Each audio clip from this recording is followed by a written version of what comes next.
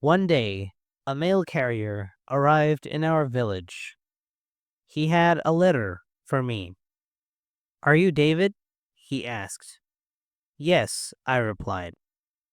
The mail carrier double checked the envelope. "David, from Eastville?" he asked again.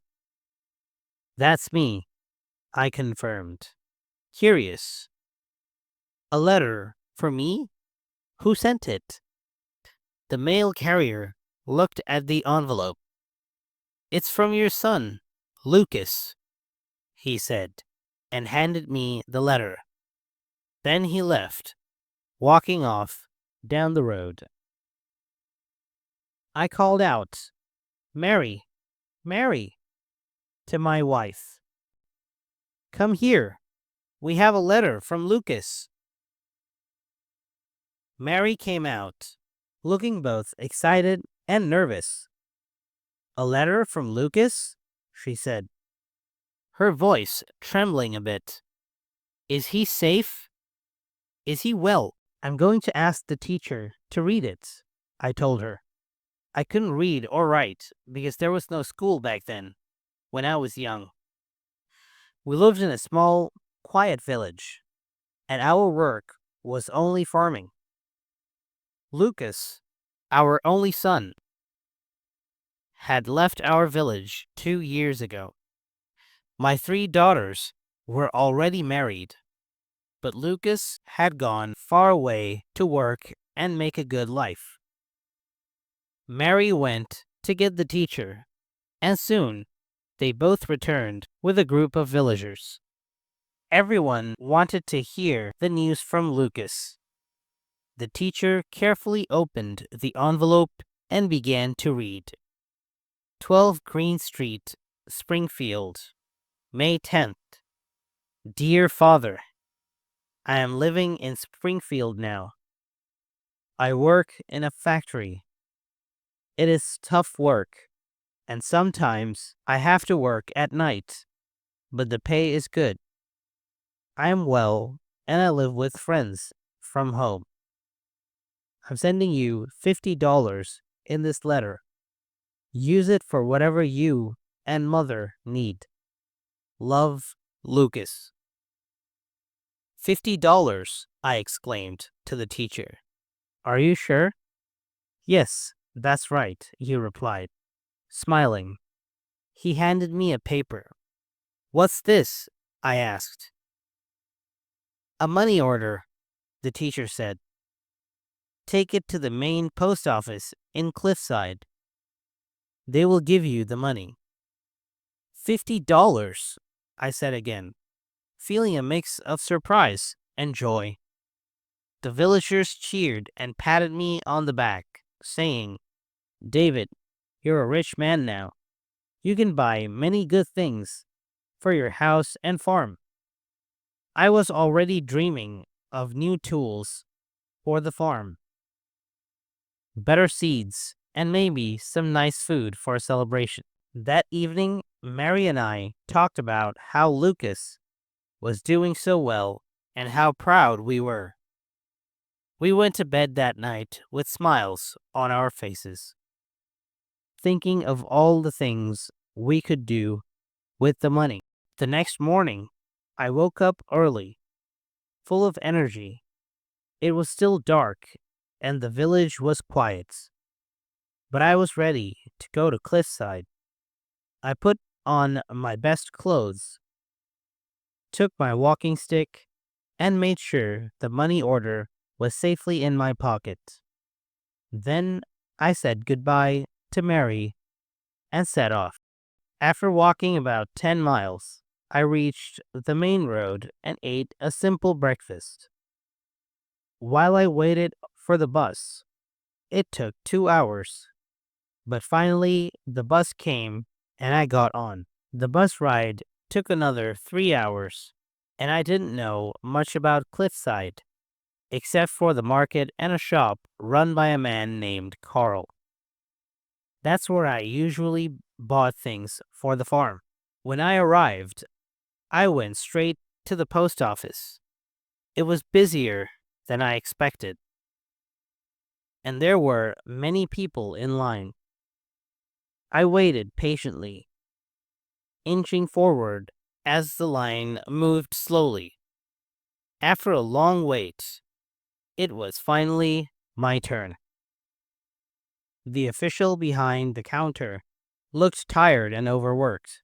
"Next," he called. "Excuse me, sir," I said. "I have a money order for $50. The official held out his hand. "I need your ID card," he said. "My what?" I asked, confused. "Your ID card. It has your name, your address, and a photo. I can't give you any money without it," he explained. "I don't have an ID card," I replied, starting to feel worried. "I'm David from Eastville. Everyone there knows me." The official sighed and shook his head. "Sir, without an ID card, I can't help you." A man nearby overheard us and said, "You can get an ID at the Ministry of Records." I thanked him and headed off, feeling a little lost but determined. When I got to the ministry, there was another long line. After a while, I reached the front and explained that I needed an ID card. The clerk handed me a form and said, "Fill this out and bring 3 photos of yourself. It costs $5. $5? I echoed, surprised. "And 3 photos? Can I get the ID today? I live far from here." "Come back tomorrow," the clerk said, then turned to the next person in line. With no other choice, I left and went to see Carl, hoping he could help me find a photographer. Carl took me to a man who took photos, but the photographer seemed tired and a bit impatient. "I need 3 photos," I said. "Sure, but my work is good, so it costs $7, he replied. $7? That's very high. For an old man like you, I'll make it 5, he said. I paid him and he took the photos. "Come back tomorrow for the pictures," he told me. Disappointed, I went back to the bus station, rode 3 hours on the bus, and then walked 10 more miles home, exhausted. When I got back, Mary was waiting for me. "Did you get the money?" she asked eagerly. "Not yet.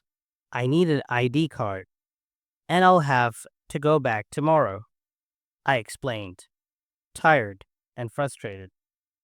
The next morning, I got up later than usual, as I was still very tired from all the walking.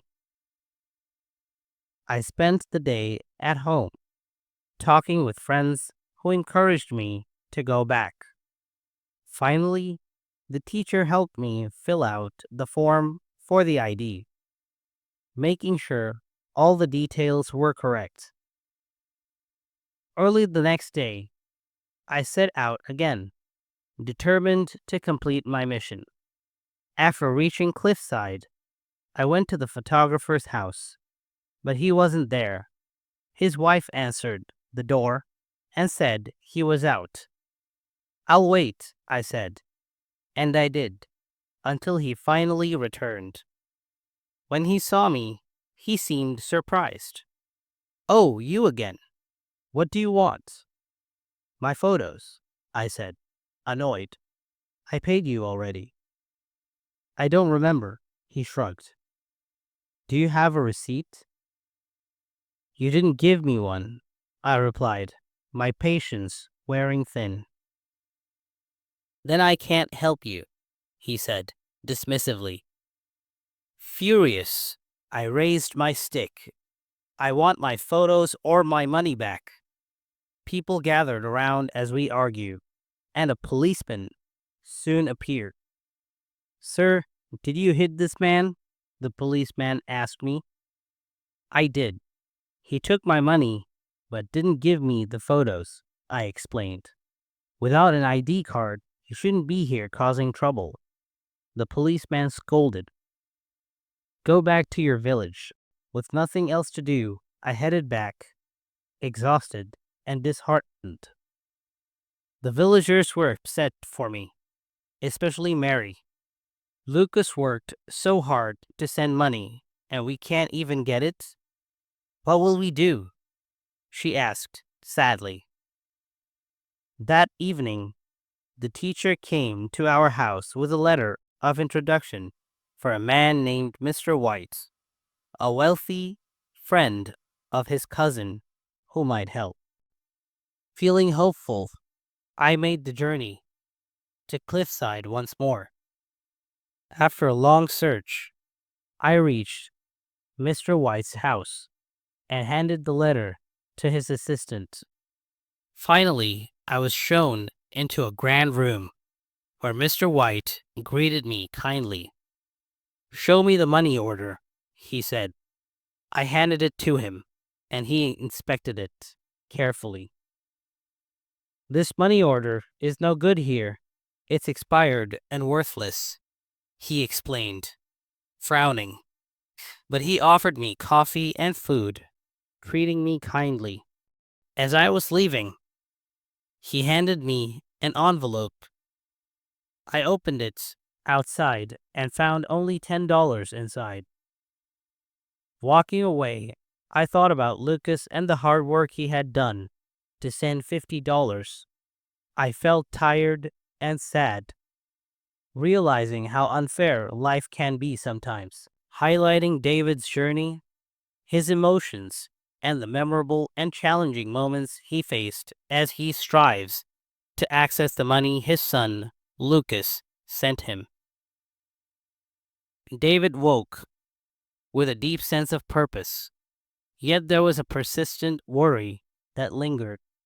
He knew the journey to Cliffside would be long and difficult, but he thought of holding that $50, money his son had worked so hard to send, filled him with hope and determination. As he left his modest home, Mary watched him with a mixture of pride and concern. Promise me you'll come back safe, David, she said, her voice soft and full of love. David turned back to her, and they shared a long, reassuring look.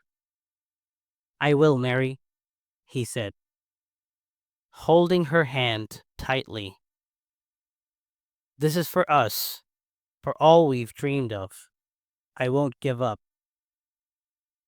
With her blessing and a small bundle of bread and cheese she had prepared, David set off, his heart heavy with responsibility, but full of a strange sense of excitement. It was as if this journey would be more than just a trip of Cliffside. It was his chance to prove something, both to himself and to the son he cherished so deeply. The first journey to Cliffside, David walked steadily along the familiar path that led out to Eastville, the rolling hills and distant trees comforting his simplicity. He didn't own much, and his world was small, but his love for his family filled it completely. As he walked, thoughts of Lucas and the stories of his life in Springfield floated through his mind. Lucas had been brave to leave, to start something new, and to work tirelessly for his family. David's pride swelled. He wanted to be as brave as his son. The road to Cliffside was arduous. After several hours, he reached the main road, stopping briefly to rest and eat the bread and cheese Mary had packed for him. Just as he finished his meal, the old bus arrived, kicking up a cloud of dust as it came to a halt. David boarded, finding a seat by the window. The unfamiliar faces and chatter around him made him feel out of place. Yet he held on to the thought of that money order and what it would mean for him and Mary. The bus ride was long, and David dozed off here and there, clutching the money order in his pocket. When the bus finally reached Cliffside, he felt a mix of relief and trepidation. The town was much larger than he remembered, with bustling streets and buildings that seemed to stretch high into the sky. He gathered his resolve, taking each step with purpose until he reached the large, imposing structure that was the post office. The line was long, and David waited patiently, inching forward as he watched others go about their business. When it was finally his turn, he approached the counter, holding out the money order with pride. "I have a money order for $50, he said, trying to hide the excitement in his voice. The postal worker looked down, barely glancing at David. "I need your ID card," he said in a bored tone. David was taken aback. "ID card? I don't have one. I'm David from Eastville. Everybody there knows me." The worker sighed, clearly unimpressed. "Sir, I can't help you without an ID. You'll need to get one at the Ministry of Records." David's heart sank. He nodded politely, even as frustration burned inside him. He left the post office and wandered around until he found the Ministry of Records. Another long line greeted him, but he joined in, his resolve hardening. When it was finally his turn, he explained his situation to the clerk, hoping they'd understand. The clerk handed him a form, barely looking up. "Fill this out and bring 3 photos of yourself. The fee is $5. David left, feeling helpless but refusing to give up. He walked to Carl's shop, the only familiar place in this bustling town. Carl, an old acquaintance, listened to his story sympathetically and offered to help.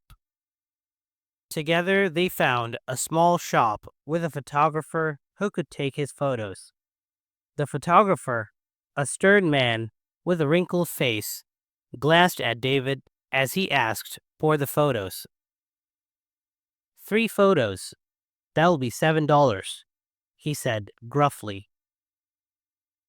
David's heart sank further. "I only have $5, he pleaded, his voice laced with desperation. The photographer eyed him suspiciously, then relented.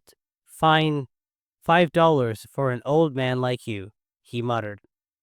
David paid him, thankful for the small mercy, and asked when he could collect the photos. The photographer told him they'd be ready by the following day. With nothing more he could do, David started the long journey back home, tired and heavy-hearted, though still clinging to hope. "Tomorrow I'll go back," he reassured her. "We'll get through this, Mary." After resting the next day, David set off for Cliffside once more. He felt weary, his bones aching from the previous day's exertion. But he pushed forward. He reached the photographer's shop early, only to be met by the photographer's wife, who told him her husband wasn't available. David waited patiently, pacing outside the shop, feeling each passing minute stretch his nerves tighter. Finally, the photographer returned, but when David asked for his photos, the man looked at him blankly. "Do you have a receipt?" he asked. David's patience snapped. "You didn't give me one," he exclaimed, his voice rising with frustration. The photographer shrugged. "Then I can't help you." David felt his frustration bubble over. He'd endured so much already, and now this man was standing between him and the future he envisioned. In his anger, he raised his walking stick, his voice trembling with the weight of his disappointment and rage. A small crowd gathered, and a policeman appeared, sternly demanding an explanation. David, deflated, explained his situation. Though he could tell the policeman wasn't sympathetic, the officer chastised him for causing trouble, ordering him to leave Cliffside. Humiliated, David turned and began the long walk home. Each step was heavy, the disappointment weighing on him like a stone. When he finally reached Eastville, he felt defeated. Mary listened quietly as he recounted his ordeal, her eyes glistening with unshed tears. That evening, the teacher visited. Moved by David's plight, he offered a glimmer of hope. His cousin's friend, Mr. White, a wealthy man in Cliffside, might be able to help. The teacher wrote a letter of introduction, encouraging David to try one last time. With renewed determination, David set off for Cliffside, clutching the letter tightly. This time, he walked with a purpose, his heart full of the hope that maybe, just maybe, Mr. White would understand and help him. He reached Mr. White's grand house and presented the letter to the assistant, who eventually led him into a luxurious room. David's eyes roamed the room, marveling at the fine furnishings, the polished wood floors, and the grand paintings that adorned the walls. This world was so different from his simple life in Eastville. Mr. White entered, a refined man with a kind smile. "David, the teacher's cousin wrote to me about your situation. Show me the money order." David handed it over, feeling a mixture of hope and anxiety. Mr. White examined the paper carefully, then frowned. "David, this money order has expired. It's no longer valid." David's heart sank, his hope crumbling into despair. He had come so far, faced so many obstacles, only to find that the money order was worthless.